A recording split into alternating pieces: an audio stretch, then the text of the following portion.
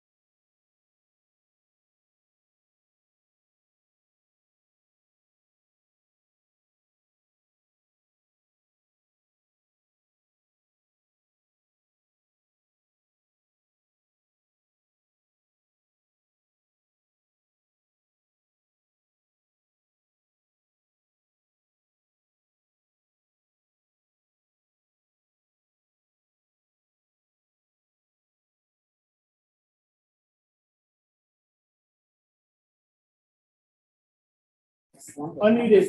Oh, it is. Good evening, welcome back. Concluded our tour of Washington Oak. Next item is approval of the minutes. Can I get a motion and second for approval of the October 19th, 2022 meeting minutes? I make a motion. I'll second it. Any discussion? Hearing none, all those in favor? Aye. Any opposed? The ayes have it.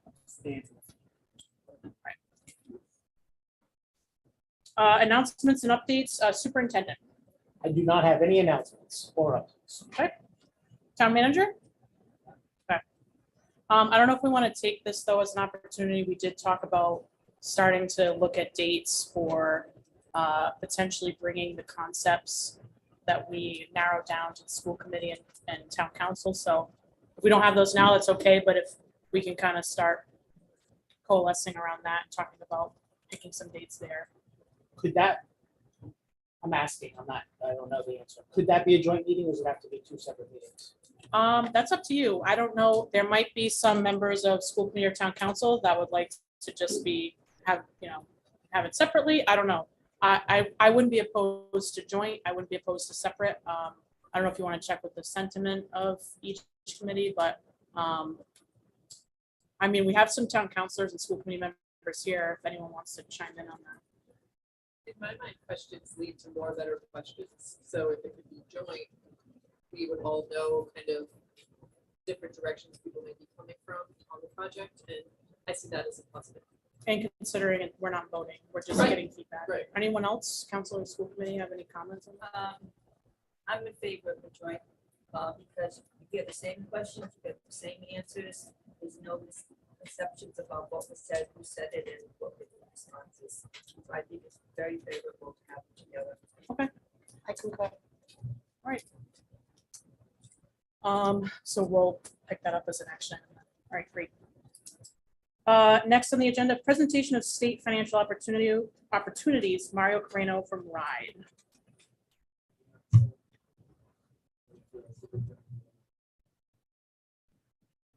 Already, one of the strategies we started out weeks ago. While not to be here, like it seems the body passes. Hold on one second, Mario. Do we want to have him move closer to the mic so that he's watching?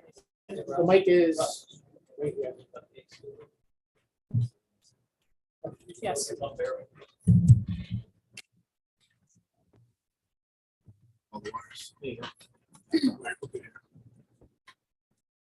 So, and just a preface for those who couldn't make the last meeting, we had made this an action item to bring Mario in because we know that obviously beyond just the state reimbursement in that program, there's a lot of other funding opportunities and grant opportunities or reimbursements and so on and so forth that we wanted to just get a clear picture of those and how they can potentially start to fit in. And I think Phil kind of addresses that in his presentation. Excellent. Thank you. So, just to recap, that we know that bond funds should only be used for projects where there's no other alternative, right? That you have to bond for it. Smaller scale projects, we should always look for funding sources that don't incur financing costs. The other item is if we're going to spend bond funds on, let's say, two schools for two larger projects, there are other schools who don't want to be left behind, right? They can't be waiting 7 years for something to happen. So a strategy that many other districts are doing is using some of the other funding sources that are available to address projects in other schools while the bonds take on the bigger projects. So everyone feels like they're getting something. The other advantage of doing this is if one of those other projects, in the schools in a later phase, perhaps is a candidate to be relocated or moved, that if you spend some of these on things you can take with you, you're not throwing money away. It's not like you're bonding to do a roof on a building that in 3 years are going to close and you still have 20 years of payments. You avoid doing that and give yourself flexibility as you move forward into the I'm sorry. So the three that I'm going to focus on, and I have one at the end. So this past year, RIDE has announced 3 different funding streams which are available to Coventry. The first 2 were automatic awards that were just given to the district The third one is applications based, which I think we talked about a few weeks ago, but we have a slide on that later. So in essence, yes, So ma'am. just to make sure for clarity, when you say they're just given to Coventry, it means we don't have to have financial skin in the game. Correct. We just get this money. Great question. The first two are 100% reimbursed. 100% paid for by the state. You have, you've been given, for the first one, that was back in May, the district was given a memorandum of agreement. We're in the process of sending the memorandum of agreements for the second one within the next week. You'll get that, as well as frequently asked questions and instructions, which is good. And the timing is really good for this. As you begin to plan, you then can decide how to best prioritize and spend these. The third one is the one that's applications based, and we'll get to that in a moment. Now, when there is some local contribution, and we can get into it in a minute, but the first two are 100% state funded. All right, before you read those, Yes. first two, I'm assuming there's some type of stipulations on when, what, how, is Oh, that yeah. kind of clear? It's in the coming. MOU? Oh, It's in the MOU, and I'll Don, get. can you just leave? You get a check to help us. So for both, of these, and I'll directly answer your question, they have to be spent by the end of June 30th, 2023. So whatever you buy doesn't necessarily have to arrive because of supply chain issues. We understand that, but just make a decision by that date. If you're really close and you spent some of it, you need some extra time, fine. We don't pull the rug away from under anyone. Just don't let us get to June and we ask you what you're doing and you say, oh, we haven't thought of it yet. Then that's it. We'll give it to somebody else. Some districts are already sending you invoices for. Where are we there? So we have not done anything with the arts one in terms of application, but we've had conversation about it, and I've kind of just now taken over that. So we're gonna move forward on that, and I'm almost glad a little bit that we didn't move forward because now we can be a little bit more strategic and balance these grants against projects that will be part of the school construction fund.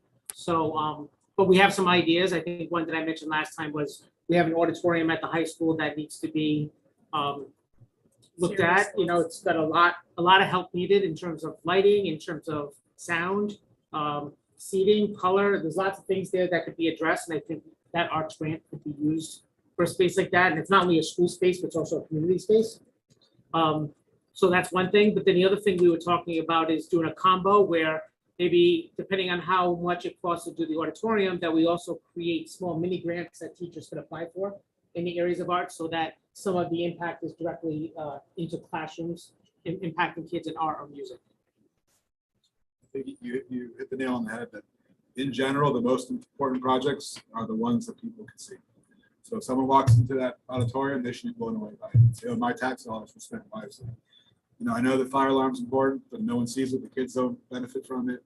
It's a shame. So I think part of the way we structured these as a state entity is to encourage projects that are not just warm, safe, and dry. That is not the bar. That should be the expectation. You should have warm, safe, and dry buildings, period. We don't need to incentivize you for that because we should have it.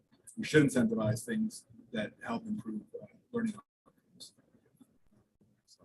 So the first one, this came out in May, which was the Art Re-engages Talent in All Students. It's a new grant that came out. The purpose is, you know, historically, art always gets put on the chopping block when things get tight. We know that art has a lot of benefits for social emotional learning, for creativity. And we thought that that was a good use of those funds. So the first 4.5 million was awarded to every district on a per student basis. We have a part two that's coming. So we withheld 500,000.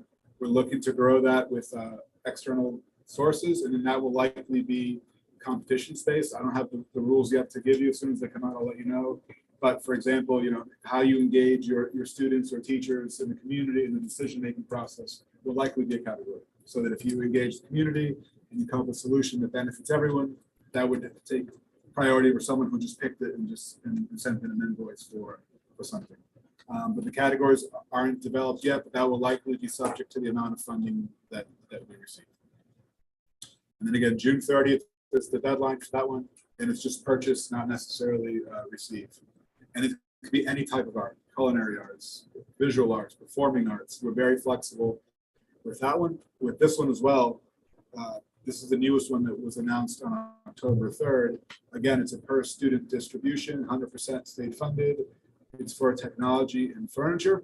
So historically, the state only provides reimbursement for furniture, technology, and equipment on new construction or additions. Because housing aid has rules that prevent us from doing that. The capital fund doesn't have the same rules, and we know that even we're in the middle of a construction boom, there are over 200 buildings in the state that will not be here. So the idea is let's give money as a state to those schools so that those kids can also get a direct benefit from this funding. The nice thing about furniture, technology, and equipment is you can make an impact this school year. You know, if you pick soon, you can get things in here probably in early January and not wait 3 years for design and construction. So the impacts can be felt right away. Again, June 30th is the deadline for this, just to purchase. And then, again, 100% state funded on this.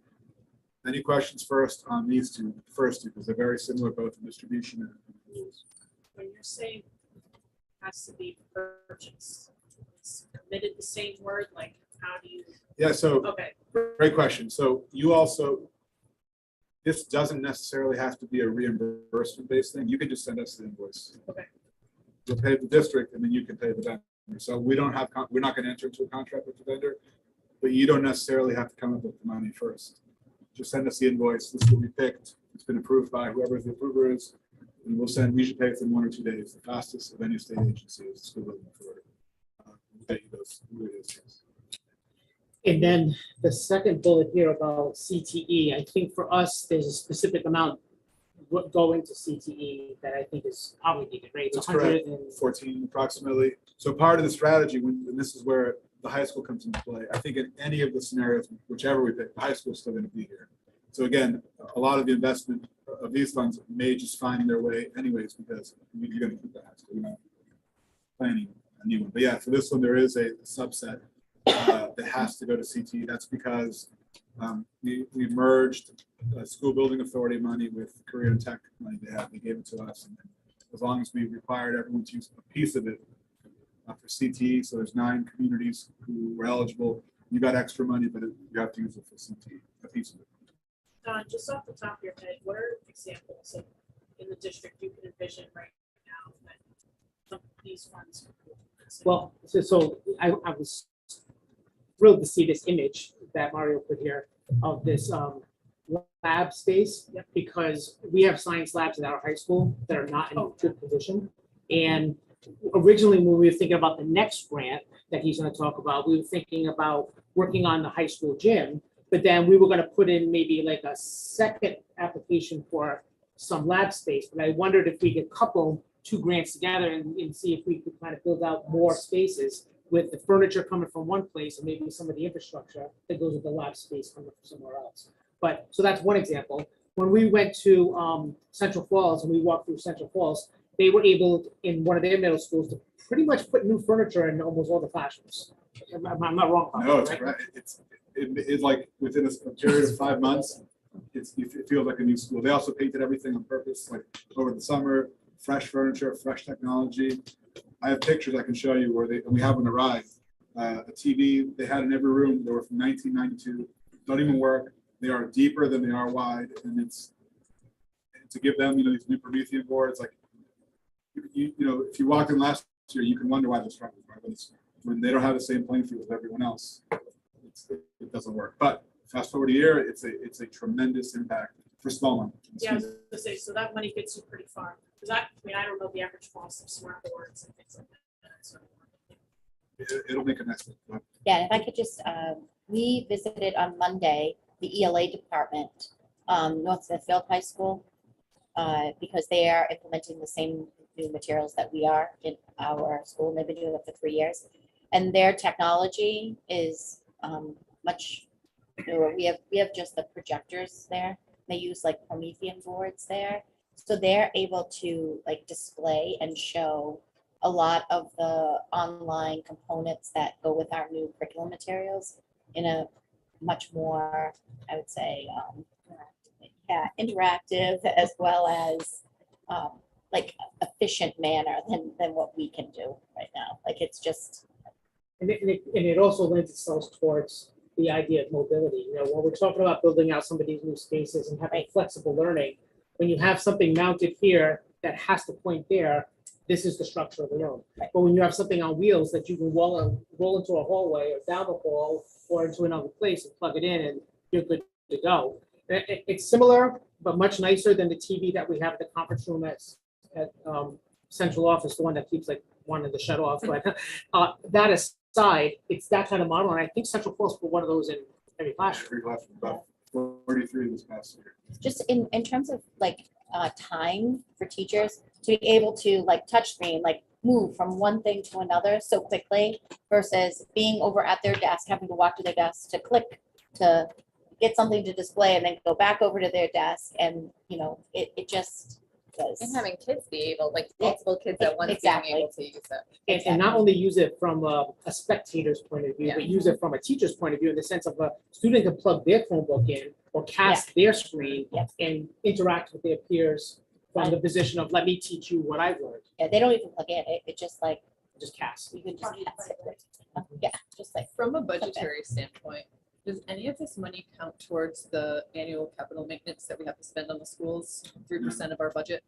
Oh, that's a great question. Because it's money spent on the schools, where it comes from should be. It's true because we apply that, it doesn't matter if you get 96% reimbursement and 35, whatever was spent on facilities would count. So I would say yes. Can we confirm that? Because that might. But let's see, it also depends what you spend it on. Oh, I sure, wanna not know that. furniture, it has to be, yeah. Yeah, well, I'll go do some research. No one's asked that. It's a good one. I have one thing, sorry. There are only 8 months to go, so to speak, between now and June. So how do schools go about putting together a plan so that they're ready to start submitting or committing to certain kinds of purchases by June 30th? Because there's not a lot of time. So how are the schools organizing themselves to make these decisions so quickly? Yeah, it's a great question. It's been a mix so far. Some communities, to be honest, the administration just picks and sends in. Others will take it to their building committee or the school committee to decide. There's no right answer per se, but I'm assuming you have some suggestions that you would start with. And then I would start with those priorities for the people who are most familiar with the inside of the buildings and then let some committee. Imagine once we've settled on our path forward, then that'll make it real easy of where that place. Our mindset at central office has been pretty much the entire time since this group got back together is how do we use these additional funds to support spaces that we can't touch with a bond to achieve the goals for the community. I agree. Once you have your plan, I think those answers will become very apparent. I don't want us to lose time on this. We don't have a lot of time. 8 Right. months is a very short period of time. Agreed. You have a procurement regulation that you go out, get rebates, and like it's the process in which to go and get vendor quotes. and be able to execute.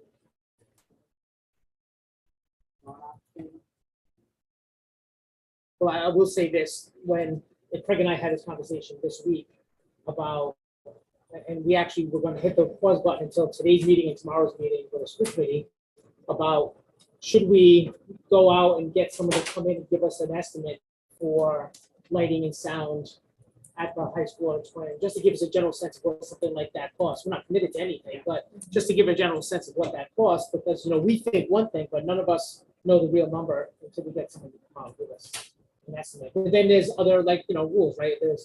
There's a bidding process for a certain dollar amount, there's the master price agreement, so there's different things that we can look at to. Rattle up here, and just go. I mean, school committee would approve it, have to approve it, but then we could just go. We don't have to have an open bidding process. And like Mario said before, I scroll, almost everything you heard people say are things that if we decided to close a building, we could move those things to someplace else. That's key. Take it with you. Okay.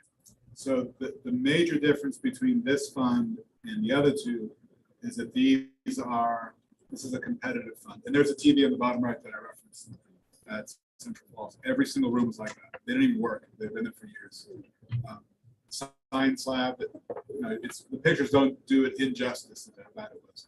But if you walk in now, you can. So this one is applications based. This past year, we ran a pilot program for 5 districts.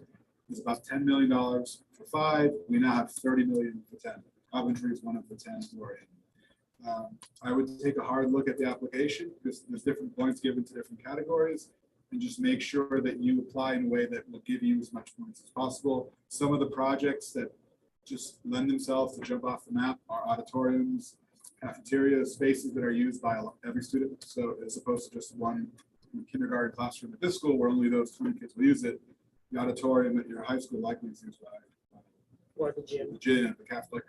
Those big ones jump off the map. Woonsocket got one last year. I know North Providence is going to apply for theirs. I think it'd be a great one. So don't be shy. For Coventry, yeah. And one message is don't under apply for this. Because one of the reasons we had facility equity part 2 was because the first 5 districts sent in 70 million of applications. And we only had about 12 or 13 million. The General Assembly was aware that there was a clear need for this money. So again, if we only get 30 million applications, then there's no more need. It's all set. But again, if we get over 100+ million need, it becomes very easy to make this an annual process. Some of the nuances with this, so this is pay as you go. So if you get an invoice, you send it to us. We will pay you your base rate in this one. Plus, there's the bonuses there in housing.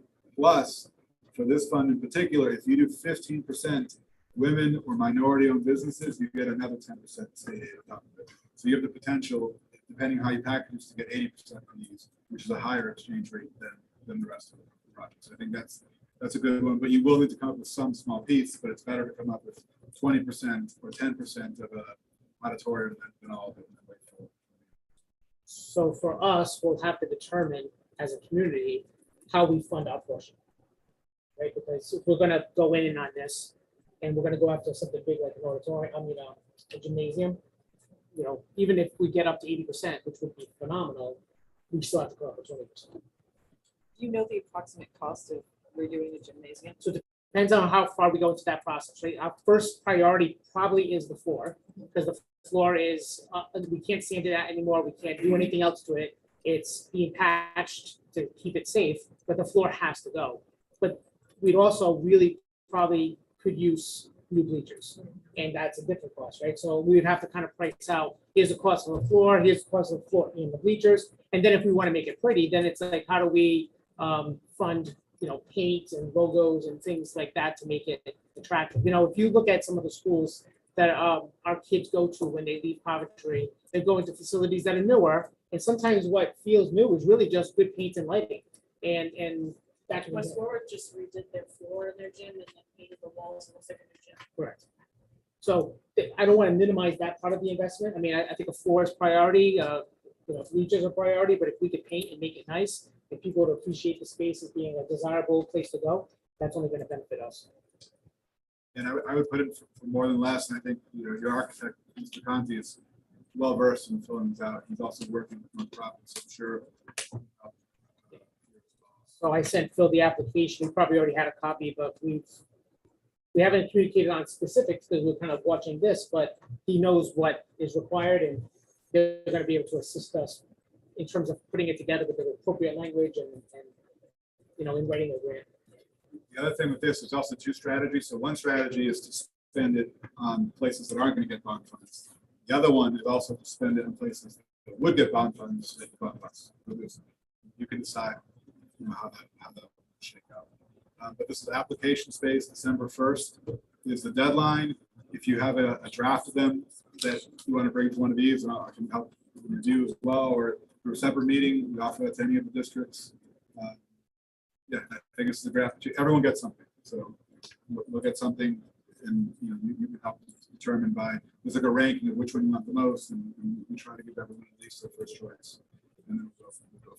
One of the things Mario said, and I don't want to repeat him, but I don't know if it was for the whole group or just me, but he had said, like, if you have a small money project that's only a few thousand or even, 10 or 20,000, and you don't put it on the application, you might be selling yourself short because they may have $10,000 left over, and our project, even if we got something else funded, might fit that dollar amount, and they'll just give it to us. So like we shouldn't be shy in how much we ask for, because even a small project might get Yeah, funded. one of the reasons Central Falls cleaned up is because they had a bunch of little things, painting for 10,000 to give to them, like all these things that others, no one has stuff that scale, and we want to give every dollar away. We don't want to keep it.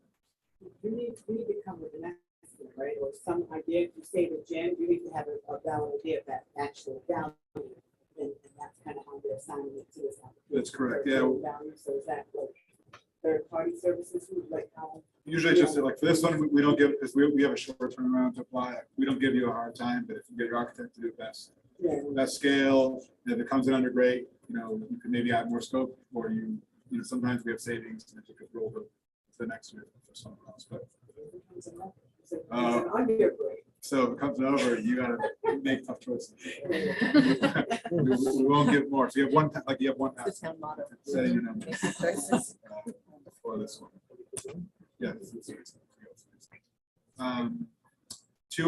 Three other things I have to add also. So we have perhaps, when's our next meeting? A couple weeks? I have two other. Yeah. The 9th. So we likely will have a new program to announce in addition to all these.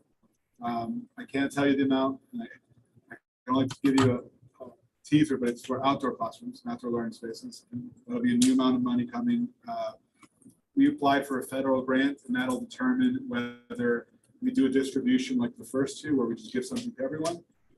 If we don't get the federal grant and we only have our resources, it'll likely look like facility equity, where you have to put together an application, you apply, and you'll get something. So that'll likely, the details, perhaps at the November 9th meeting, I can share more on that.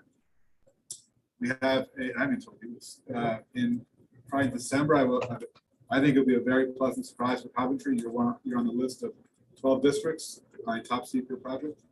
Was that for like a movie trailer for the next meeting? And then the other piece, which ties into this slide, and this might even warrant its own presentation, is on this notion of a revolving fund. Lincoln just passed theirs this past week, which what it does is it builds into the same strategy that if some things are getting bonded, you might have other resources that may avail themselves, that if you set up in a fund that keeps rolling over, you can actually plan on it. One of the things Lincoln did was they had a property that was, we just sold. I'm using my Lincoln hat now. The town sold it, deposited it into the fund, and you got $5 million for it, but by rolling over 4 times, you get $10 million of projects in your school. So you got a 2-to-1 return on investment. Coventry has a higher reimbursement rate than Lincoln, so you would actually do a better exchange rate. So I'm not insinuating to sell properties, but if you had some that were on the fence that you were considering, this is a great use because you can actually double, in your case, maybe 2.5 times your value. And that can run up, I have things I've done for other communities. If it's of interest, we can make a custom made one for Coventry, perhaps at the November 9th meeting or a future one if you want. But this goes great with your bonding strategy because you have a ceiling of, let's say, 85 million of bond funds. Well, this is a way to get a larger approval that doesn't require you to bond. So that's just a strategy. I think any questions on any of these items or anything at all. I do have an update as well on the FCI. I think that was one of the questions. Monday, the bids are in for yours and South Kingstown's facility condition reevaluation. So I know at least 3 vendors reached out that they're going to provide bids, so we anticipate it'll be competitive. It'll be good that you were grouped together with the other 2 schools. So I'll forward the pricing as soon as we get it, and if you get the okay, then we'll immediately go. And I think we put in the RFP that we want this wrapped up in the next few months because both communities, this could sway your plan one way or another, depending on if Hopkins Hills or Western Coventry hits that next one.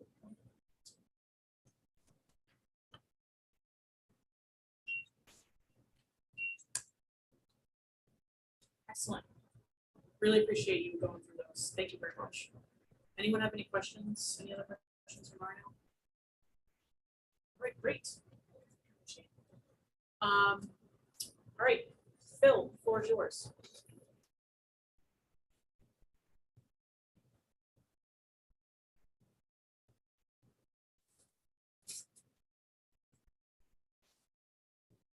Well, thank you, everyone. I want to show some slides that I showed last week because we have some new faces here.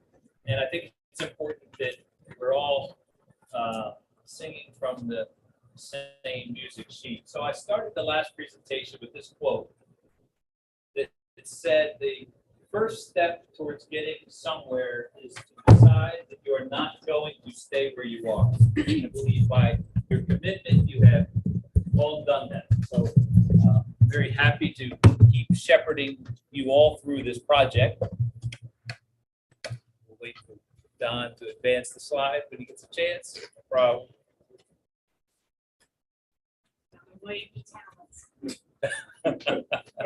That's all I have. All right, so the next slide, really, I want to go over some lessons learned again. And again, for some of you, you saw this last week, but I think it's important to reiterate it. We're going to talk about a new scenario and then the next steps. So from our previous meetings and discussions together, there's some things that we have come to understand. And that is, as Mario mentioned, the deferred maintenance and educational adequacy and enhancement needs exceeds hundreds of millions of dollars in Coventry. I think you all know that. So that warrants a methodical, long-term approach that, oh, there you go, that recognizes not everything can be done at once. We have to consider cost savings and other funding opportunities, just like Mario pointed out, for future improvements. Next slide. We know that we want to maximize our reimbursements and incentives. We want to develop a project that generates cost savings and does not increase the burden. Limits or avoids swing space. We know the challenges associated with that here in Coventry. Projects that limit negative community effects, like traffic problems or disruptions to the community. And lastly, a project that is impactful, something that you can be proud of, something that really recognizes that first step as being important.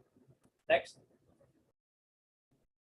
So we always start with an example of this diagram that shows Coventry, showing that there's 5 elementary schools that feed 1 middle school and 1 high school, recognizing the geographical location of those schools and just sort of absorbing this visual, because it does have influence in our decision-making process. We have focused in on the opportunity that's presented to us right now at the Coventry Town Hall Annex. That's 15 acres with a little bit of wetlands up at the top. It provides a valuable resource to Coventry that could set itself up well for a major investment. Now, when we met last week, I had introduced an idea rather recklessly, but it was exciting.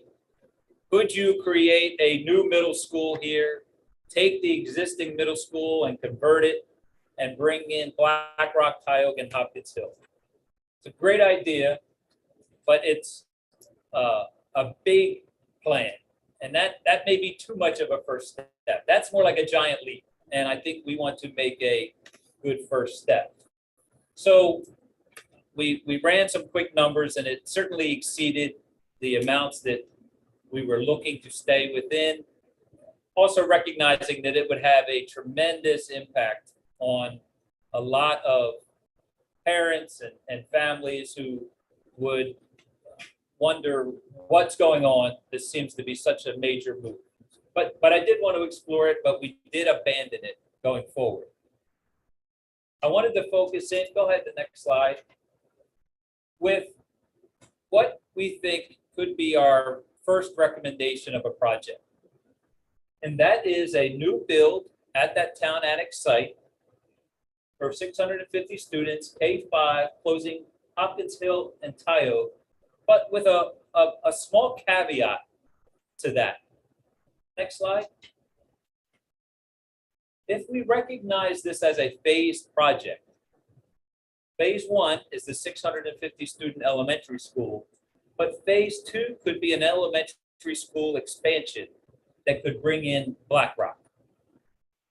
And the reason why I had a caveat on that previous slide is that maybe we consider making sure the major spaces, like the cafeteria and the kitchen, could service 3 of your elementary schools instead of just Hopkins Hill and Tioga.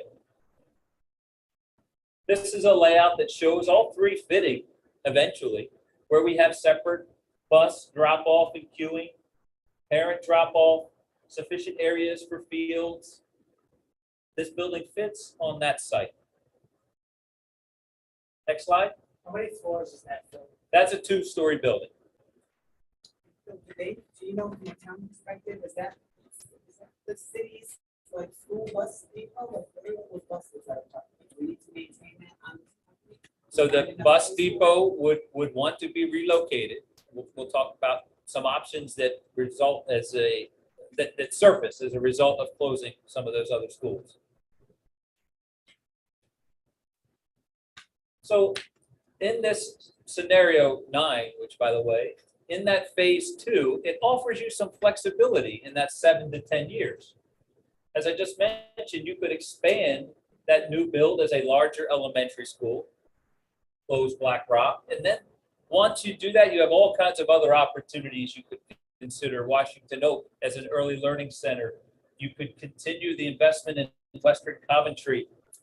If that became an early learning center, Western Coventry could maybe be a 2 to 5, and with a smaller population, we may be able to do a major ad reno while it's occupied, because we know Western Coventry is limited in terms of land, et cetera. But those are all future considerations after you make this first step.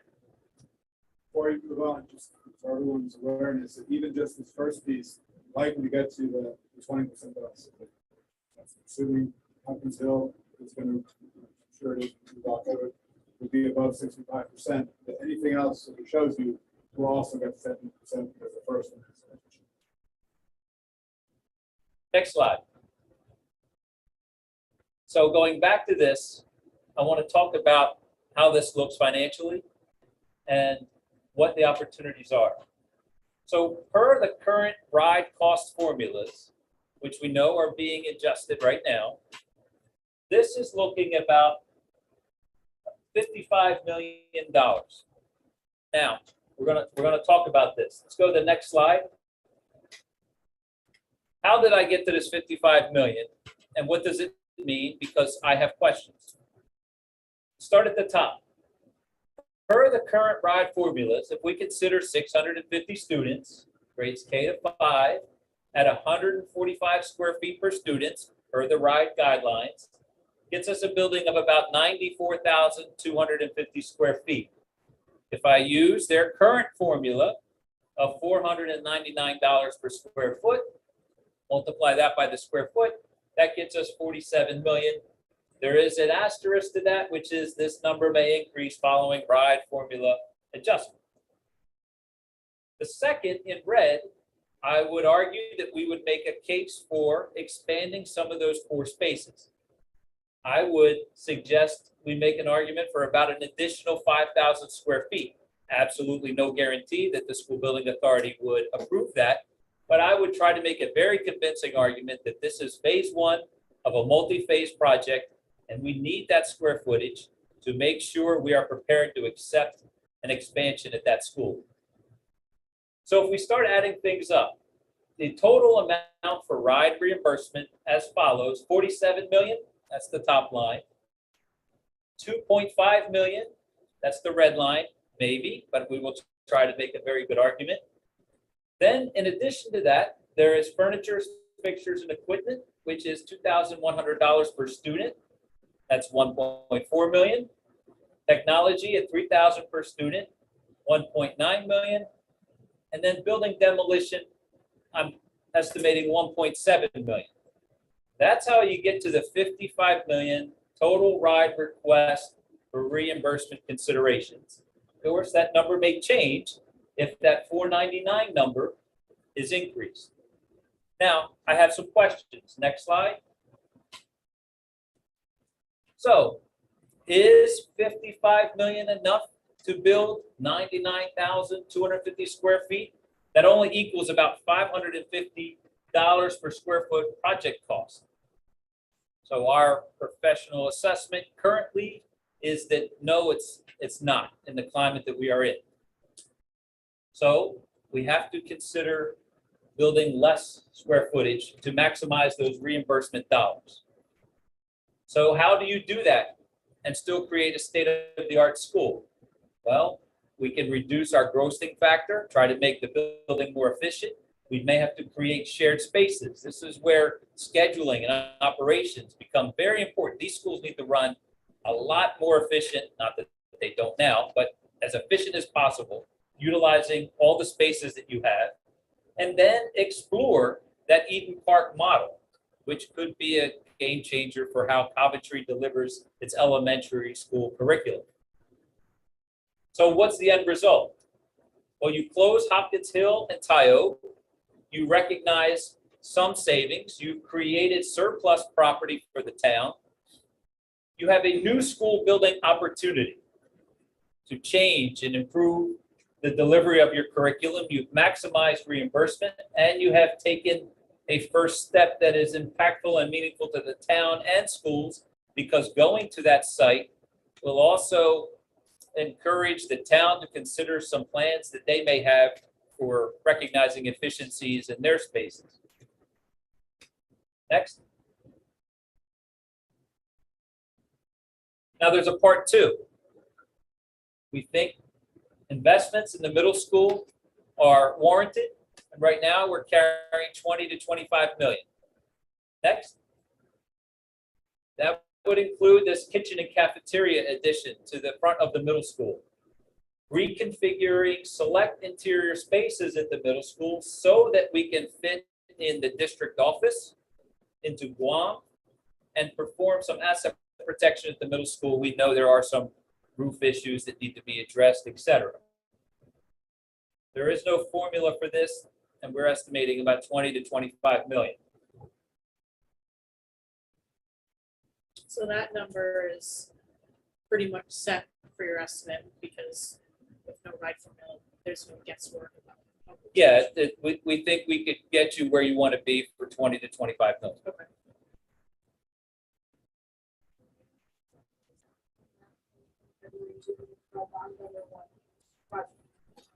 Once you pick your plan, you can do strategies, packaging, so you make sure that everything.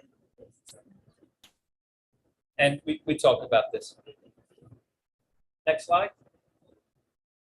The high school, as Mario had mentioned, the high school is going to be here, and we know that it has some needs. So we would suggest improvements at the high school. And right now, we're only targeting about 8.5 million. Next slide. And that's a combination of a couple things. I'm assuming maybe 5 million from this facilities equity grant that Mario had mentioned.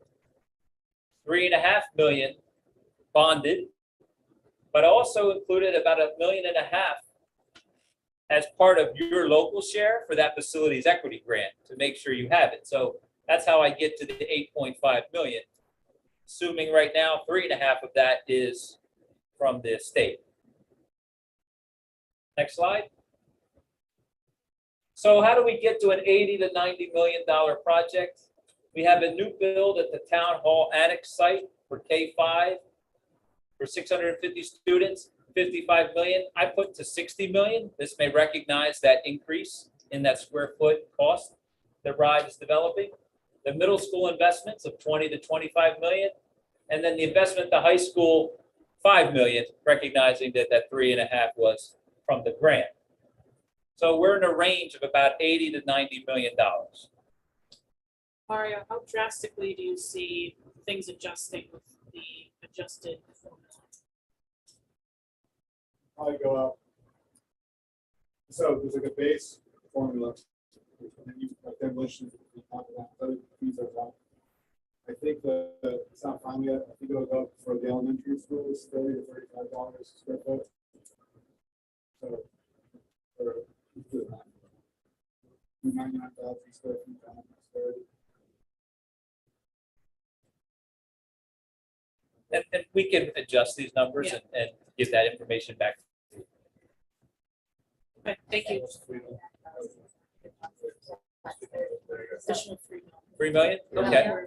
So that takes that 55 to 58. Yep. So you could pretty much guess that the top one would be 58. So we're in the ballpark. So 58, 20 to 25, and 5. Now, you're going to see that there hasn't been some work at the other schools, and we're going to talk about that. Next slide.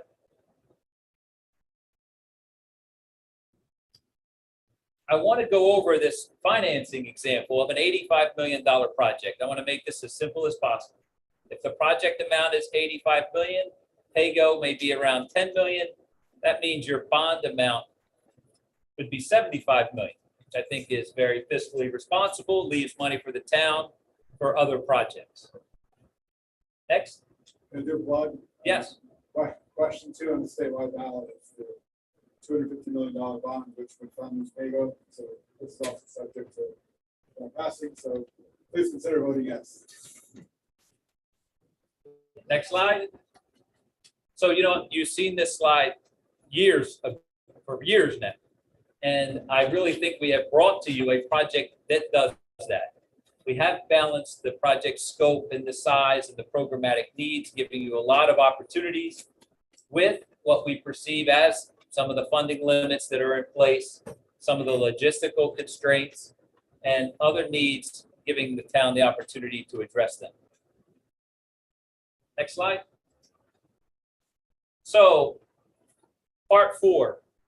Part four is work at Western, Washington Oak, and Black Rock that we would include in our the stage 2 submission, so that you will be eligible for reimbursement. But this is not bonded. Next slide. You would want to invest, this is very timely with Mario's presentation, establish this revolving capital fund, recognize some cost savings and other grant applications to start funding some of this other improvement work at the remaining schools. That's key because if, let's say the boiler goes somewhere, you don't have approvals, you pay 100%. If you have approvals, then you get a minimum of the base rate plus any bonuses. But you need to have something in each of the schools.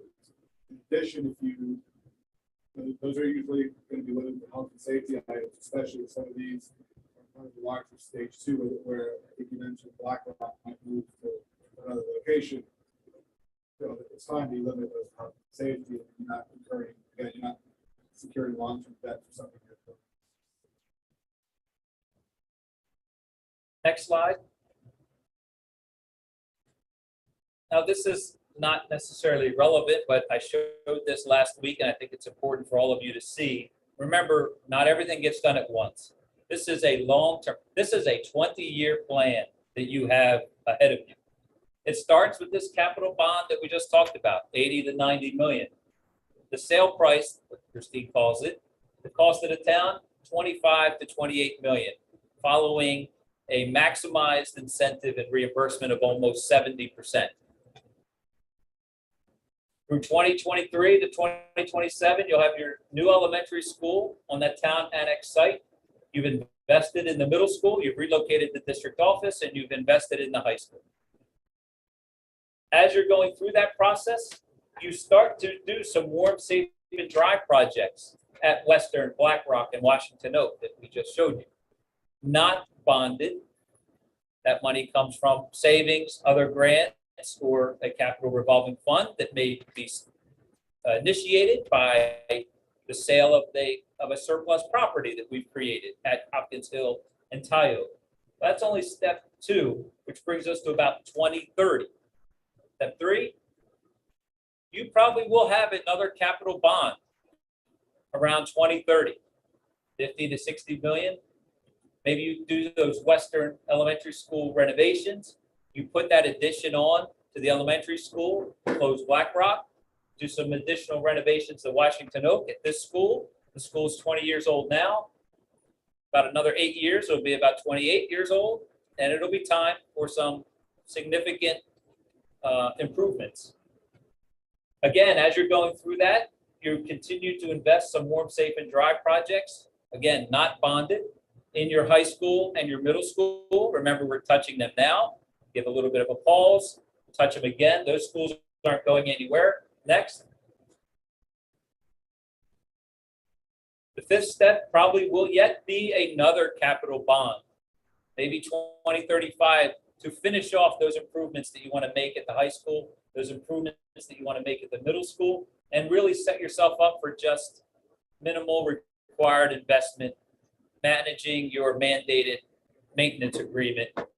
And that brings us to 2042, which is 20 years from now. I don't know if I'll be here to do that with you. Somebody here may be, but the goal of this mostly was to show you, you need to be comfortable, accepting you're not gonna do it all. It's a 20-year plan. We want you to make the first step that is the best that it can be, and I believe we've done that. Next slide. So we really have these 3 projects that we've selected here. The top one identifies the scope of work that we just talked about, that $80 to $90 million.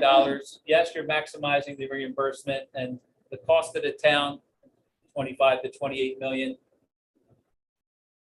Another project that does still maximize the investment, but is only about 55 to 60 million. You do the new build, you close Hopkins, you close Tyoke. District office is relocated somewhere unknown right now. And you do the minimal minor investments at the high school with the grant money. And that's 55 to 60 million. And lastly, which I really think is a loser project, it's just to do renovations at all your schools. Minor renovations to all the elementary schools, minor renovations to the middle school, minor renovations to high school, and use those grant funds. 65 to 85 million, you don't maximize reimbursement, but one thing you should look at is the cost of the town is significant because you're not maximizing that 70%. Last slide, I think, is hopefully just an inspirational quote to set you on your way for further discussion. The first step is the most important. It is the most crucial and the most effective, as it will initiate the direction that you have chosen. So I have one question. Yes. Concern is our preschool. It's housed here right now. It's 5 classrooms, 2 are state pre-Ks that are full day, and 4. And then the other ones are half-day programs, integrated programs. If at some point we have to expand preschool, we have to figure out where that's gonna go. We're gonna expand here, which means we have to move programs from here to other places, or students from here to other places, or it's gonna have to be someplace else. So that's the only thing we have to plan for, because I don't know if and when, we'll be required to have mandatory pre-K, but I do feel it's probably coming. We just put that release out earlier this week. That was my question too, was the pre-K piece. So I don't know what the mandatory pre-K will look like. My gut feeling is that it's not like flipping a switch where it says you start next year and you're all in. I feel that it's phased over a number of years. I also think you're going to have a variety of options to fulfill that requirement, which may or may not include putting on additions or maximizing capacity. I could tell you that I know BlackRock has some capacity, so BlackRock could absorb students if in an interim you needed to create space here and redistrict some of these students to BlackRock. If that's before you're ready to initiate that addition onto the new build, you start to have a lot more options after you have this new building online. I do not have the answer for that question. None of these values realize any of the savings that we figure out proposing to buildings, but we're going to vacate 2 elementary schools. Remember, we had 12 for pre-K.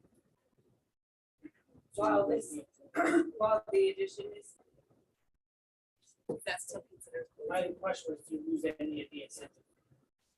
You're not.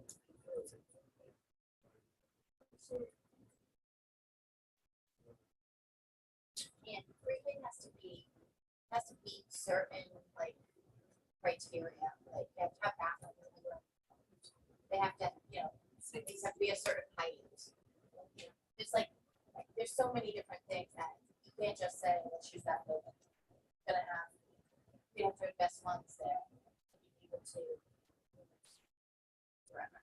I think the only other thing I'll say is, I know you say it's a phased in for pre-K, but I feel like we're already in that phasing because we have 2 state pre-Ks here already, so they're funded through the state. Now that grant figure out how do we keep making that happen. And so I think that's the beginning of the phase, like getting districts to start thinking about housing more pre-K and then we're in a full day kind of. That's just my. So new building, Right now, it doesn't, not that it can't. that would be, one option, you could reduce middle school stuff. So can I ask what you need to kind of think about utilizing spaces differently? When you say we'll build out the new school so that the cafeteria and gymnasium areas would accommodate another school's worth of children, what does that mean? That the size would be bigger of a cafeteria or there would be two cafeterias? No, the size would be bigger. So there are guidelines that are published for a certain number of students. Your cafeteria should be this big. I would like to make the argument that it's likely that this school will increase to that size. So as we're building the cafeteria today, I'd like to grab that extra square footage. And based on our calculations, that's where we came up with about 5,000 square feet. I'm just wondering how many classrooms fit in 5,000 square feet? If on the short term, we wanted to take space that we're creating for a whole other school at this school, make a few pre-K classrooms, make sure there's a bathroom like right at the, I don't know what all the rules are, but utilize that space for pre-K until we get to a place where we're getting a grant to build on and truly accommodate pre-K. I think it depends on what spaces Phil's talking about. Yeah, exactly. If we're So talking about learning spaces, that's one thing. If we're talking about kitchen, cafeteria, gymnasiums, libraries, common areas, you have to build those ahead of time. Yeah, and let's, I want to be fair to my guest, our guest. There's no guarantee that we make this argument and they say, and they accept it. Which is why the argument really needs to stay focused on those major spaces that you only get to build once. If we submit an application to the school building authority that says we want 3 extra classrooms, they'll be like, no. However, my argument would be, hey, I only have one chance to build this cafeteria. I need to make it this big. That's what gives them the path to say yes, as opposed to additional classrooms that you don't qualify for based on your enrollment, et cetera. So then it goes back to the design of the entire school. And I don't know if this, I want to make sure this didn't pass anybody over. I feel the only way, and Christine and Alita can comment on this, the only way we're going to be able to give you the square footage for the dollar amount that will be on that MOA is to have a very tight school. Now, we want to push ourselves to design a school that is very efficient, but also gives the opportunity to the teaching and learning component to it. I believe this school is going to have to be different in terms of its floor plan and how it operates, which is huge for Coventry. Eden Park did it in just one wing of a school. We would be proposing to do this for 650 students. The words of Joe Biden, this would be a BFD. All right. So I want to make sure that didn't escape you. I want to make sure Alita and Christine know that I know that although I appreciate the additional $30 to $35, and I know that's all you can do, it's probably not enough to get 99,000 square feet. So if I can't get 99,000 square feet, then we need to think differently outside the box, which is all good, by the way. We've heard stories of how other schools are performing with a different delivery model. It's a very exciting time for you all. And don't sell short, and I brought this up in one of the other meetings. Also, the impact on social emotional learning, behavior, attendance, all these other components that people sometimes forget about when they focus in on just academics. We specifically asked the principal, Russ was there, about that new part of the building, and she talked about how engaging that space is and how it's created an environment where kids who used to be timeout space don't need it anymore. Kids who had attendance issues are coming to school. Kids that were having behavior challenges are not having them anymore because it's very engaging, it's very accommodating, there's a lot of flexibility to it. And so I think we can't lose track of that either, because that's, especially right now where there's, there's like sort of a mental health crisis going on around the country. We need to kind of keep our eye on that at the same time as that. Mario, how all in would you encourage a district at this stage to go in terms of pre-K? I mean, the state's still very like wishy-washy. We're planning it, we're phasing it. I mean, it's a lot of money to gamble on not knowing what the state's gonna do. One thought, before you ask, what would it cost to build just 5 classrooms there? So that if these don't materialize, we move the 5 years there, which sets up this building to see other kids for future things, like, and if something happens in it, that might not be a bad move to see what would it cost to have 5 people across the building. 5 classrooms to what building? New. Oh, the new one. Well, we just added 8 to Pell for less than 12 million. So, still sounds like a lot, doesn't it? I know.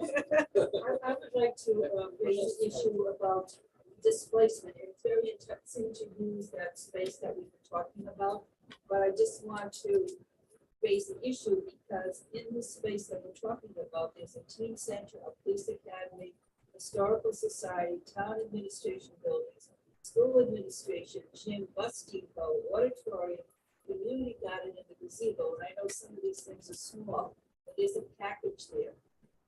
There has to be some plan by which all of these pieces are moved someplace else. There's a lot to consider there. I don't know who's in charge or who will be responsible for thinking about the displacement of all those pieces, but it's considerable. You can't say we're gonna tear down the building because Oh, absolutely. No, I certainly understand that. One thing I did not put in here, but let's just run through this quickly. If you were to think of a schedule, when things would happen. So we submit in February of 2023. Approval comes in May 2023. Let's say you waited to November to have your bond vote. Vote in November of 2023. Bond, let's say that's successful. You're bringing on your design team. Let's give that team a year. So that brings you to the end of 2024. There's no school there necessarily, so you're probably looking some approvals, not until like this summer, we'll say summer of 2024, before you would start demolition. So less than 2 years before you'd have to start moving those pieces. And that may not be enough time, but I think that's like your window. And then you'd look for, I'll say, 2 years of construction. It'll be less, but you start in the summer, you finish in the summer, 2 years.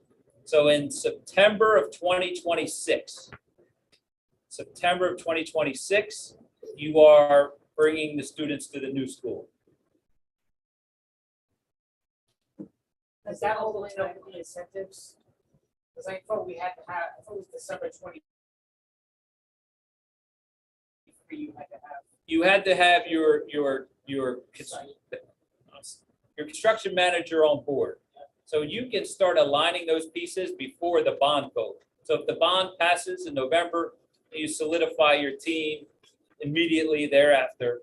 And I believe you've met the incentive deadline, and then you'll be completed by the time the other ones expire. Thanks for the presentation. One thing, as a council member, that I would be very interested in, the approximate sales value of Hopkinsville and Tayo, and I know it would be well into the future, but I would still like to know an estimate of what the proceeds would be. Because we're telling taxpayers that it's, between 25 to 28 million, but it's really not. Because we would be able to sell these properties potentially. And I would also like to know who's responsible for for spending those proceeds? Does that go to the town, or does that stay with the school? I would love to know that answer as well.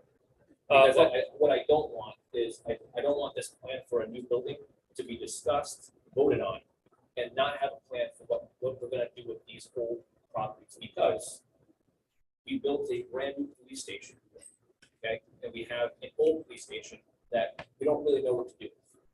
And I would like to know a full plan of the new building and the old building. That's a very fair question. Ben, I don't know if you want to participate in any of this discussion. I think I could tell you this, those buildings, when they are no longer a school, they go back to the town. So, and anybody can correct me if I'm wrong here, but any proceeds from those sales goes to the town. I also think, Solidified. yep, so that's, I know that, and Ben and I have had some discussions on, if you go to this town annex site, and Dr. Dixon had mentioned the number of items, what happens to some of those pieces? Ben, you want to talk about the idea of a long-term Coventry plan? We don't have one, but I know at least two council members have talked in support of the idea of building a new library. One of the sites that could possibly go on is the police station site. And that would open up that west wing of town hall library is now, where we move a lot of those functions, at least town functions, in the center and planning, or all that can go in that space. So there's a home for some of these things, but none of these things have been discussed. This would be integral to our strategic planning conversation that we'll have in the next 2 months. And we'll have other properties to work with. I look at properties that are elementary, whether those are going to be repurposed for anything. We need bus depot, we need spaces, and we have properties. We might want to sell those properties and buy different properties. There's a cost to that penalty. The town will have more options depending on what decision. What reason I bring it up is I've already started off tonight with saying I think we sold that property in Bangor. The proceeds, they multiplied by 2, right? So we have, so I remember the school committee, so we have to create a revolving fund to be able to do that. If it goes to the town, this is the same. Trying to forward think. Yeah, the choose, I'll send you actually if you want, I have a resolution with passed, those presentations and calculations. And especially, this is great, you can sell property, get perhaps money for investments, that actually lowers that sale price. That leads me to a question. So your capital revolving fund and your maintenance school capital, they're mutually exclusive. You're still funding, you would still have both. So we have, so the focus of revolving fund Lincoln is for bathrooms at the elementary schools, and media centers, and HVAC throughout. And just put the money revolves back and pick another center contract next year. But that's separate than any other things that are ongoing.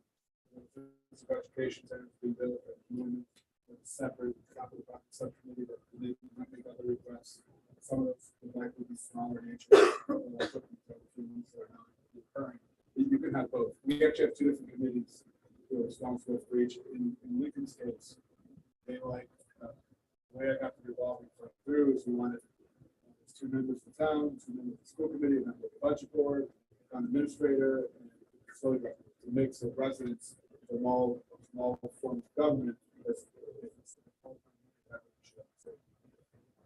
So in Lincoln, you have the revolving fund, the regular town CIP, I'm sure, and then you have school maintenance. So we have a school operating budget. We have a separate school capital project budget. I don't know if you have it here, but that's useful because it's difficult for the town to raise the maintenance effort, but send things to capital. We're not going to consider not recurring. Yep. It's a way to buy Chromebooks without creating that expense multiplier. We have that. And now we have this revolving fund on top of it. The other selling point for us by having the revolving fund, you can plan out 3-4 years of plan. So we get money from, so remember, that money is gonna focus on town projects. Because the revolving fund. That was part of the trade. We did. To forward things to your point, we haven't been able to, that money could be this year-to-year thing, appropriation is very difficult. How you revolve fund allows you to do a 5-year look at it. You know, once without competing, it's not this. The teen center where it used to be, the old location, is that a building that we own or did you rent that building? We own it, it's unoccupied. Got no parking. It's not for us, I was just saying, is that a property that we could potentially sell? No, yes. That's not a financing question, so it's just, if we were closing from a like districting of student type perspective, if we were closing two elementary schools in there, would that just, that be it, like those schools would move there, or do we get to a point now where we now got like more than half the elementary school kids on like one block, whereas Washington Road and this big one right here, do they now start trying to move kids I bet around? you this would- Yeah, from schools, we have to do it, would just be one-to-one. We probably have to be district if we want to be forward thinking, right? Because if you're thinking that there's gonna be a phase 2 that probably gonna bring on a BlackRock or something, I think we're gonna want to plan ahead for that. And why not be district earlier than later? Because the only thing that gets a little bit dicey, and I'm just gonna say this because it's my opinion, is that, you know, a lot of students who live actually closer to Hopkins Hill, near the high school, go to school here in this building. And if we redistrict and we start looking at where people live, we could have some of those same students who got a new school before going to another new school, depending on how we. You know, so, you know, one of the things that I always think in my eyes is it's about equity. And, you know, right now, as they stand, Hopkins Hill and Hopkins Hill Tire, the whole Title I schools. And I, you know, I'd like to have those students have the opportunity to have robust learning. That's what I'm thinking. And so I'm just a little bit cautious about getting too far down the rabbit hole with that, because I hate to redistrict in a way that doesn't give the students who live in particular communities the benefit of having. If I was a parent that had kids say at Tayo, it's like, I'm thinking, oh, my school's closed, my kid's gonna go to a brand new school, and then you just ship me up to Black Rock and be like, you closed my school and you put me in. I'm not saying that's gonna happen, I'm just. No, saying yeah, that we no, watch- I agree with you. I think it's a valid point. So we have to think about all those things. Are there any other questions for Phil? Well, not for Phil, but maybe for Mario. On the slide there, you have the district office over there. You guys reimburse if we renovate the new school for the schools? So if the district office is connected to the building. Standalone. We have several communities. The other thing that I think Phil said you were gonna address, and maybe I missed it, was relocating our bus depot. You know, there's a Hopkins Hill site, there's the Tayo site that wouldn't be necessarily schools, but we have to think about where we're gonna put those buses. We have to think about the neighborhood, the community, because the buses take up a lot of space, they get started up early in the morning, they run before they head out. So we'll have to think about where we put them, because there's quite a few of them. And as the town council people know, there's also a propane issue, an electric issue, and there's lots of variances that need to happen to make all that go forward.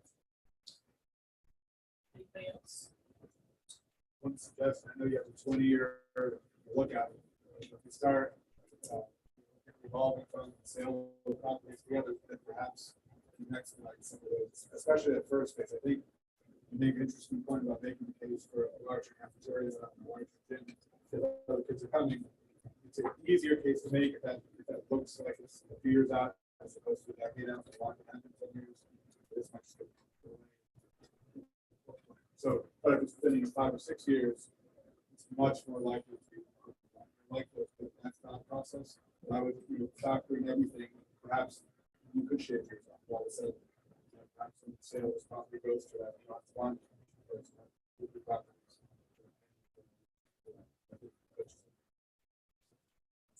Forgetting about the problems.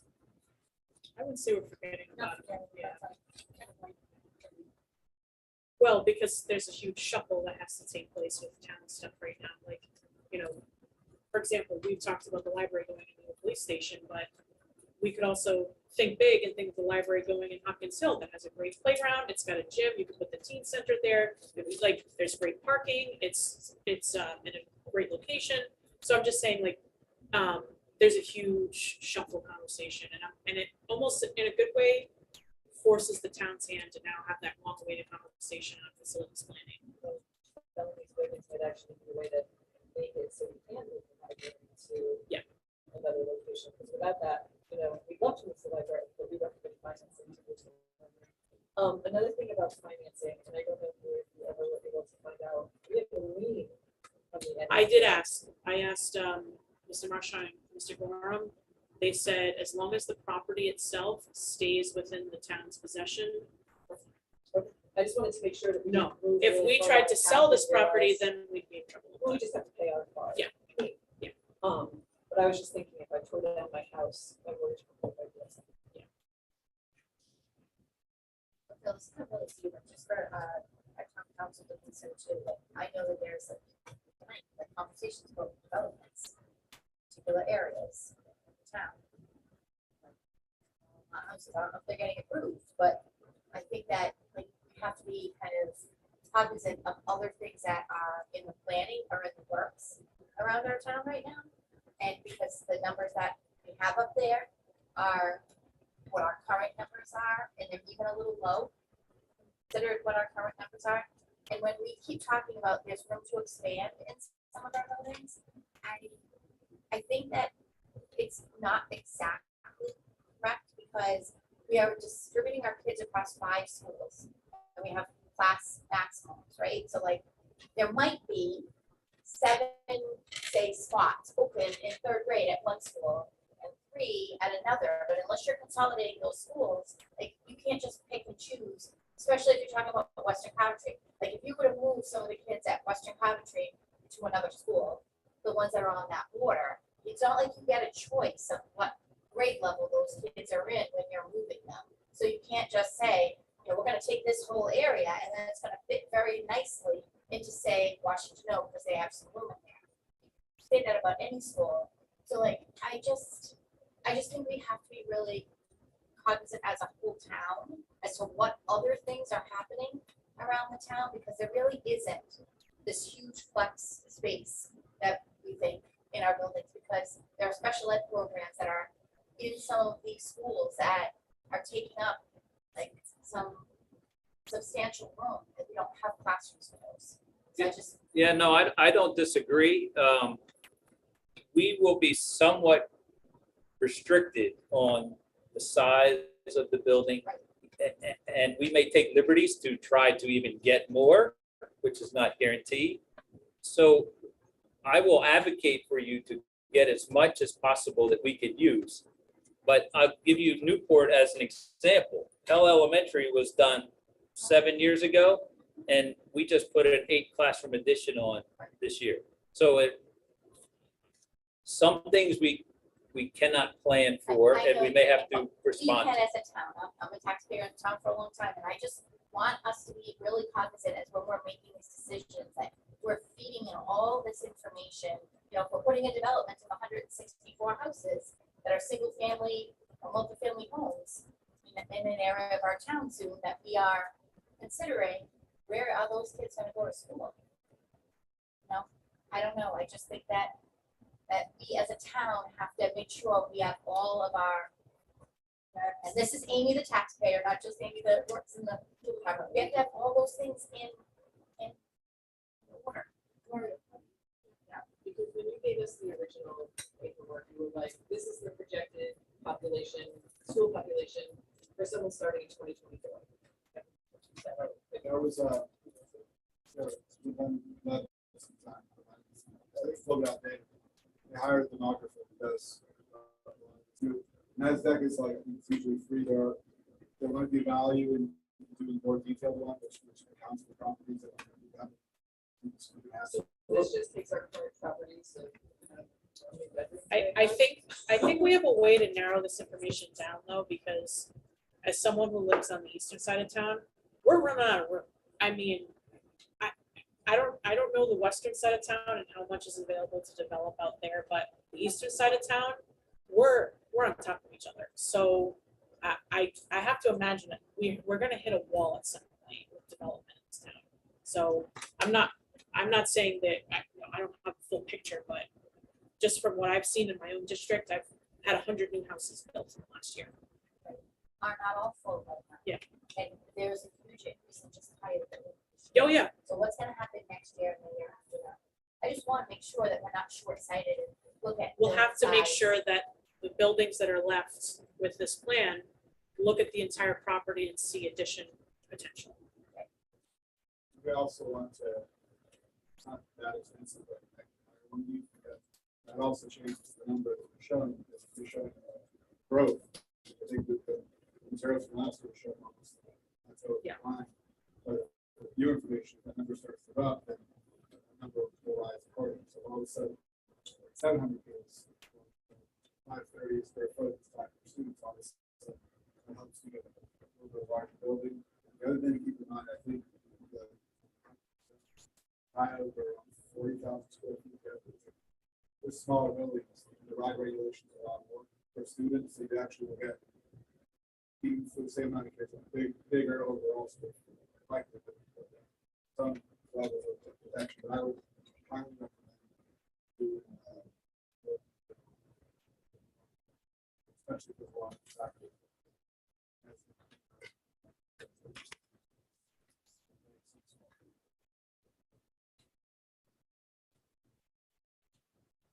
Other comments? The only other thing I was gonna say is this presentation is in the folder, so if you wanna go back and look at it, just like all the other presentations. Prior to this. I also think Coventry got stage 1 approval. I was gonna mention, we have a stage 1 approval and we have a stage 2 like checklist. Those are also in one of the document folders, if you wanna take a look at that. So, Phil, I'll have to share that stage 2 checklist with you. Actually, I think I got it. I have it, and we will incorporate that into our stage 2. It's typical time stuff. I really like this project. Is this, we're gonna meet again in 2 weeks. We said that the 9th was the date we really needed to be narrowed down to go to town on stage 2. Is this where everyone's meeting as the project that we looking to go 2 weeks from now? on the project? I don't think it's a vote on the project. I think we're looking to recommend this and then maybe an outlier project to show how we arrived here to the council and school committee. But I wouldn't say this committee is making a final vote next week. Next meeting. Also, you might want to take a look at, because last week we talked about like multiple different project ideas. Well, no, I saw that. I Oh, remember the okay. slideshow. That's why I'm saying that. That was what seemed to happen last week, and then all of a sudden this was. I think one because- project that we talked about, so I don't know, maybe it was more. All of the conversation after he finished his presentation was on this. Everybody was really invested in the details of this, yes. So Phil, is there any more tweaking to this project besides today's conversation? Other than starting to address some of the outlying comments that have been made. I don't think I had, No, I've got some homework here I was gonna go over for, but, so from this, it's a lot of the homework's for us, instead of Phil changing it up. So I think there needs to be an offline meeting about annex relocation planning. So that would involve everybody, school, town, us, facilities. And start talking about that. And then I think obviously that goes hand in hand with the assessment of the town's facilities, starting to think about that, a plan, kind of something that goes along with this. We'll follow up with Mario and the FCI bids that are supposed to come in next week. We will, I think it would be great to start preliminary conversations about setting up the capital revolving fund on the town side. And see what that would kind of look like. So I'll follow up with you for the Lincoln resolution. So we can start with that. And then Don and team, if we can start doing a reassessment of student population to Amy's point. So we can have, okay, great. So then we'll have the best numbers. Now, at this point, how involved do we get the finance teams? Because I would imagine council and school committee are gonna wanna see a bit more than just this here. Especially considering the multi-year tier plan that this is, we need to see. The what debt we're paying schedule. down in debt service to see what's available to us in 2034 or at different points. We're thinking another bond. Must be necessary. Yeah. Like, what's our capacity? There's so much that, it's not just worrying about the initial school debt that we have to worry about. There's paving debt that's over $100 million. Oh, There's- 100%. I'm just saying with this project alone, this is what we have, our current debt and what we're projecting in this debt. Would another project at these timelines be plausible? Because who stated, part of what we pay with the yes on the larger space is a shorter term between those two bonding projects. So we have to make sure that the capacity is So- Statement. I was gonna say, so maybe could we, in the next 2 weeks, connect Harold, Lisa, Phil, to have a little get together to kind of get the wheels in motion there, so the finance team understands what you're thinking and can start to, not go incredibly nitty gritty, but at least a start, so that way, maybe we can have some information on the 9th as this committee, and then there'll probably be a month between the 9th and when we can get that joint meeting with the council and school committees. Which is another to do. Candy hat meeting. Yes, I'll put that on. One other last idea. So while interest rates are still starting to creep up somewhat, you still get reimbursed interest, so that sort of mitigated, but the bond premium market is still very high. So Johnson sold an $85 million bond last month. Investors paid more than the bond is worth, so they got 85 million, lost 8 million. That 8 million is not being paid by taxpayers. So we can also look at strategies when we issue that, because that 8 million, make it something that could perhaps build your pre-K. Other buildings solve two issues with non-burden. Newport did something similar. They had a schedule for bonding was supposed to be next year. We encouraged them to move it up a year. They issued it this past February and realized 11 million to use that up to a larger high school. Providence benefited 26 million from this process, went to about 11. So the markets there are still hot. And if this were going to be a special election, if this was going to be an election, let's say in spring, you might even vote to sell in summer. Read some of these things, and then you know in the planning process that you got 700 million. Might be a way Or even not to shortchange the project. I know a lot of times with projects, we have to go back to knowing that we could at least do it. Yeah, one of the key things you said there is historically when we had some small premiums, the towns would automatically just reduce the debt. And you see here in other places, the need to have base. So it doesn't make sense to reduce that and then years later come back and issue another bond and toss it down up to address something. It makes much more sense to take the premium, which is not paid back by taxpayers. Big shift. The biggest ones again last year were Providence, Newport, Lincoln, Johnson. Just to be clear on the cost per square foot percentage. In the project you want, but you can have the project you want, right? If your project comes in at $600 a square foot and Brian is saying you're giving you $550, you just need to find a way to pay for that $550 a square foot out of some other funds. So if you're under your, right, like, yeah, you don't necessarily have to. I know nobody wants to do that, but I mean, if you get to a point where you're talking long-term future and you just can't do it and you don't want to find yourself in important things, there's certain stuff you just have to give up, right? It's like you balance at home. But if there's certain things that you feel like you have to have and it doesn't fit and set you up for the future, then that's just one of the conversations people have to have that says this, $30 a foot for this much, right? Not giving us that. Can we do it? Do we really want it? It's not that. It just has to be. The other thing is, so you don't necessarily, 530, let's say, that's the number, may not move much, but if you have demolition costs and other things that are unique to the site, we'll consider it. But we do have flexibility on how many kids are going to be there. So especially if the regulations are based on 8% special ed, higher than that, you can make a case for more square feet, which is a way to also increase the budget. So there is some flexibility of moving on that. You can't create it, you know, once, the idea is once there's something big, then you can really go into all the permutations. So,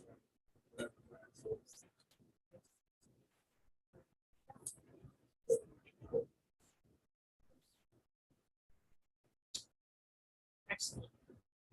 Any final words? All right.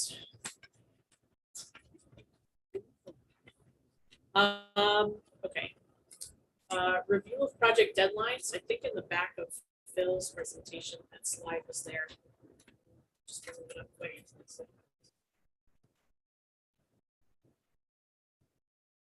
like, it's 5 slides. Oh, you guys. So this kind of feeds into the next item, but does this committee feel like we need to add a meeting next Wednesday? We've been meeting every week, or do we feel like there's a lot of homework that needs to take place in the next 2 weeks instead? It's head movement. I don't think we need a larger group meeting. No. But we might want to either use the same time slot or just really say next week needs to be a small finance meeting. Yep.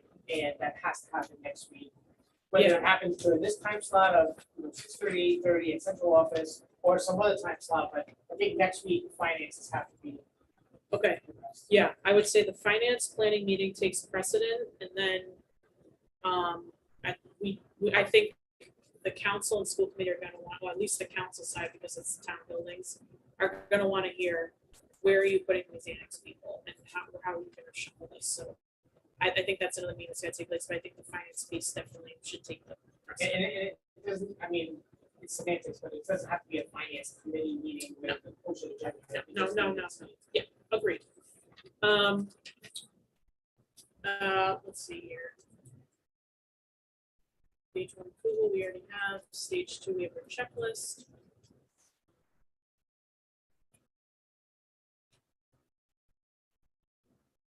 So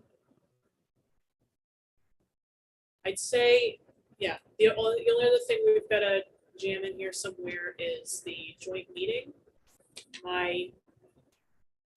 Given we said we wanted to wait until new people were installed, I wonder if we just keep that December 7th building committee meeting and just see if we can get on everybody's calendars early with town and school and use that date.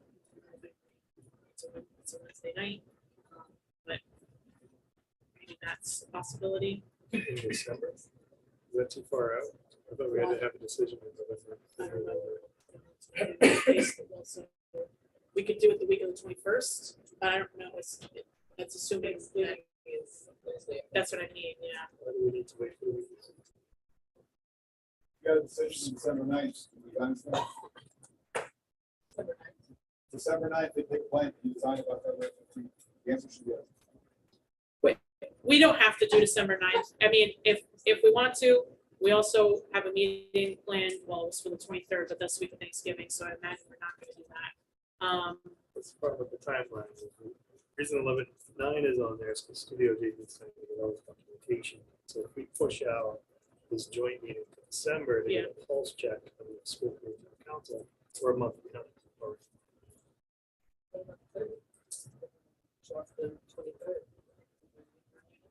30th of what? We don't have a meeting. I'm not the one to scheduled ask the that- question too. I think Phil could answer that better. We don't have a school building committee scheduled that day, so it could be any day. We could, do it. I think we're a month out at this point, so if we could pick a date now to get on people's calendars, then we'll do that, but, So so the week after elections and the 14th. the candidates elect can participate even though they can't. vote. Next year, presentations do. Yeah. It's only one competitive race anyway. All right, we'll work that out. Otherwise, does anyone else see any anticipated issues? Are we falling behind anywhere? Is there anything we should call out? Looking at Phil, Don, and Mario. Pardon me? reasonable start dates? We need to start these by these dates? So, well, the biggest thing for us will be to have sufficient time to put enough ink on paper that our third-party estimator is comfortable giving us the number that we're gonna be putting into stage two. So now, the estimators, there's usually only like half a dozen of them or less, are all gonna be doing the same thing for another bunch of communities. So it's all about giving them enough time to do it and giving us enough time to put enough ink on paper that they're comfortable doing it. That, and again, you know, I certainly can proceed at risk myself. If I feel like we're close, I can certainly have my guys start running because I think we're close enough and I'm comfortable doing that. To be honest with you, it's likely what I'm going to do because I want to give those estimators enough time and everything else. So, yeah, they're not really start dates, but we really want to get the drawings to the estimator in early December to give them 3 to 4 weeks to come back. Because by mid-January, you're going to want to see a draft of this submission. And you'll want to comment upon it. And I'm sensitive to giving you enough time to look at it. And we want further discussions about this, about what the expectation is. Stage 2 is a voluminous document, but not all the information is necessary to review. There's really the first section, which is the project summary and priority, and then the financials. That's really what I want you all to look at. The other 600 pages of information, you're not going to look at it. So don't ask me to give it to you a month ahead of time, because it takes away from us focusing on the real important piece, which is the drawing, the summary, and the cost. We can talk about that. So, yeah. Yes. So last time around, I know we have way more time, but one of the things that we did that I thought was helpful is once we kind of landed on the middle school, we did a bunch of, we did them by, I think, yeah, right, you did them like military counting, but you had like fly through 3D renderings almost of like what the building could potentially look like and the position on the site, you know, how high, whatever. I wonder if for the next meeting, I know it's 2 weeks away in terms of this group, if we could see at least 1 or 2 or something like that to give people just a sense of what the building would look like. You don't have to have specific drawings of every room, but like here's what it would look like on the site. Let's set up some possibilities. But for several years, I have not wanted to let you down, and I've always come up with something. So, you know, I don't think you need to do 7, but if you did 1 or 2. So, yeah, yes, I do think in 2 weeks, it may be important for you to see what this is like, right? We need to see how this starts to look. So, yes, I can do that. So that was that. And then Alita's question, are these start dates? I have one goal, and that is February 15th. That's my goal. Somehow all this stuff gets done. I just want to make sure you have enough time as the town council and the school, because there are 3 things that seriously need to happen. The school building committee needs to make a recommendation to submit to stage 2. Then the school committee needs to make a recommendation to submit, and the town council needs to make a recommendation. I'm sorry, the school committee needs to approve to submit, and the town council needs to approve to submit. Now, those 3 things can happen. They can happen in the same day. They can happen day. All I know is those last 3 things need to happen before February 15th. So, and you're going to want some time to absorb this before you vote, which is why I think a couple of weeks before, we introduce the project and say, here it is. If you have any questions, let us know. In 3 weeks, we're going to come back and ask for approval. So, and we can work with the schedule, fine tuning it when we get to the end. But yes, we don't have a lot of time, but I think we'll be all right. Do you think with this schedule, you can make it less static now that we're kind of going forward on something? You can start checking off what you have Oh, we can update you what we've completed and then really start, really, we can update what we completed and focus in on what those last several dates need to be. Right. That's why we'll start to keep track. That's just at one point, if there's any vote or action or something that we need that's holding you up, I just want to get a placeholder there, because these really seem to be yours, but, you know, you gotta get meetings and all that for you, and not a calendar, make sure they don't hold up anything that's gonna, the big date's January 13th, right? Right now, you want to be able to have something ready to give everybody their review process. So to that point, another thing I can coordinate, in addition to picking the joint meeting, we need to establish the circled date on the calendar for this committee to have their meeting. It sounds like it's gotta be before the end of the calendar year. Right? Yeah. There a sense, change when the special election will be, assuming this gets approved? We got- April was the month floated, So right? the one thing was like, there's a minimum date, amount of dates it has to, for an election, I think it's 60 Yep. days, so keep that in mind that the town council would need to pass a resolution. Then the general assembly can consider it at the beginning of January, so you can get those dates, so that might be a layer here where traditionally you might have until February 15th to approve this thing, that may not be the case if you're looking to do a special election. I can see the timeline that Johnson did last year, because they did a special election in April. I'll dig those up and I'll send them to you. But I would suggest we follow their timeline. They got that. Or the town council consider having the resolution go on one path. You approve stage 2 before February. This is a nuance there. April becomes unlikely. Wait until the end of February to approve the resolution. Is the vote that has to happen, the one you just spoke about, Bill, just to get you to stage 2?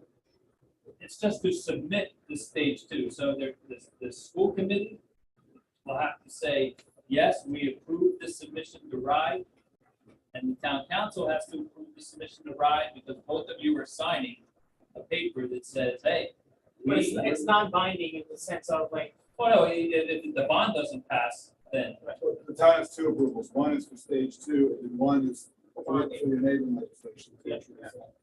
That one can happen, they don't have to happen the same day, but if you're targeting April, that, the resolution might have to happen sooner, so you have enough days to warn the voters of the thing. I don't know if it's a crazy idea or not, but if we did a joint meeting in December, I don't know if that's too late. Could we do all 3 votes on one day, or is that like a crazy idea?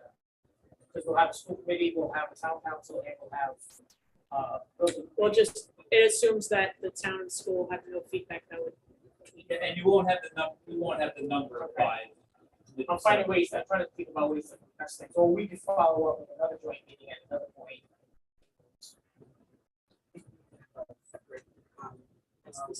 Mark, maybe get that going before we start Yes. talking about To me, a date for the rest. to me, once we get into the phase of after the 9th, that's when these meetings are about PR. Yep. Okay.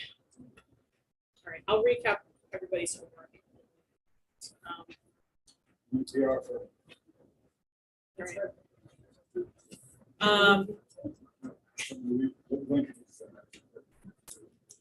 Yeah, I'll take any. All right, we talked about scheduling of the next meeting. We're not gonna add one next week. We'll give that time for work groups. So what's up there? So November 9th, 6:30 PM. Where do we want to take this magical mystery ride? Is it necessary to keep visiting buildings? At this point? I think so. I It's- mean, It's easier for us if it's. yeah, we could just go to back one central location. office. That's where the boat show now. So if we go back to central office, it's easier for us in terms of planning. Okay, that's fair. All right, so Wednesday, November 9th, 6:30 PM, central office. Great. Next, public comment.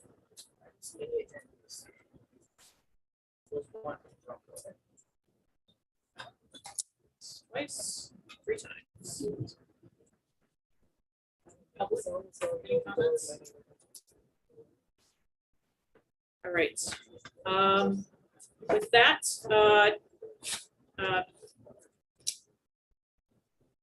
and do you want to close council? May I have a motion and second to adjourn the meeting at 8:46? Second. Thank you. Roll call. Mrs. Lima? Here. Mr. LeBlanc? Yes. Mrs. Shockley? Okay. Mrs. Dixon? Here. The motion passes to town council meeting is adjourned at 8:46 p.m. Thank you. May I have a motion to adjourn the school building committee at 8:46 p.m.